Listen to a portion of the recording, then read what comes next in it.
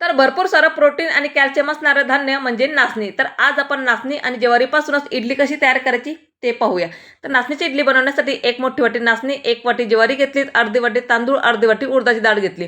चांगलं 2 ते 3 पाण्यानं स्वच्छ आपल्याला धुवून घ्यायचे. कारण नाचणीला काळपटपणा हा जास्त राहतो पाणी त्याचं, म्हणून आपल्याला 4-5 पाण्यानं स्वच्छ धुवून 5 तासासाठी भिजत घालायचं आहे. तुम्ही 5 तासानंतर पाहू शकता मस्त धान्य चांगले भिजले गेलेत. आता याच पाण्याचा उपयोग करून आपल्याला हे धान्य बारीक वाटून घ्यायचे, म्हणजे पीठ चांगलं फर्मेट होते. आता अशा पद्धतीनं पूर्ण पीठ आपल्याला बारीक करून घ्यायचं आहे आणि चांगलं फेटून घ्यायचे. रात्रभरासाठी आपल्याला झाकण ठेवून द्यायचे. सकाळी तुम्ही पाहू शकता मस्त आपलं पीठ चांगलं फर्मेट झालं, म्हणजे छानपैकी ते फुगले गेलेत. यात आपल्याला चवीप्रमाणे मीठ आणि अगदी थोडासा खाण्याचा सोडा घालून घ्यायचे. आता ते पुन्हा आपल्याला चांगलं फेटून घ्यायचे. तुम्ही याची इडलीही करू शकता, उत्तप्पा, डोसा किंवा अप्पेही करू शकता. तुमच्या मुलांना जे आवडत असेल ना, तुम्ही तो पदार्थ त्यांना बनवून देऊ शकता.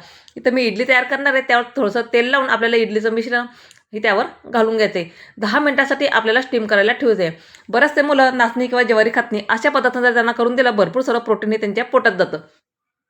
इडली होते तोपर्यंत आपण चटणी तयार करून घेऊ. तर चटणी बनवण्यासाठी या ठिकाणी मी खोबऱ्याचा खीस, अद्रक, लसूण, हिरवी मिरची, फुटाण्याची डाळ घेतली आणि कोथिंबीर स्वच्छ धुवून, पुदिना जर असेल तुम्ही पुदिनाही घालू शकतात. तर माझ्याकडे काही पुदिना नाही.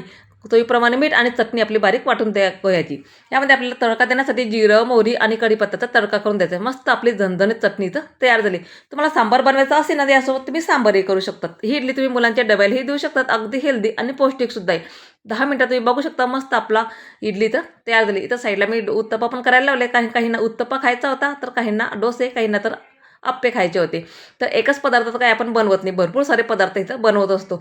एकदा करा आणि कमेंट्समध्ये मला नक्की सांगा कसे झाले तर. आणि तुम्हाला माझी बनवण्याची पद्धत कशी वाटली ते मला कमेंट्स करायला विसरू नका. चला तर मग भेटू पुढच्या व्हिडिओमध्ये. तोपर्यंत बाय.